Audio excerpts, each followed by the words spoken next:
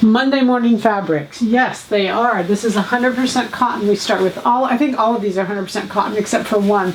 It's a stretch woven. It has stretch in one direction. Great little jacket. Lightweight, cute pants. Really cute little pants. We have a solid navy that could make a great little top out of it. This is 100% viscose. Stretch in one direction. A little bit of stretch in this direction, but not enough to really get away with.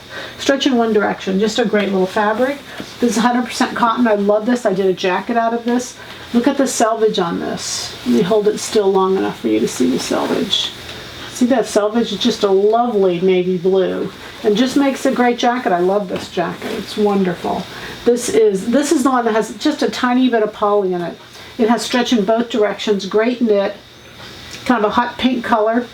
Dusty hot pink, not like that hot pink, but again, it's just got great drape. Great drape. This is what I used on the fashion video. I don't have a lot left, but it's 100% cotton.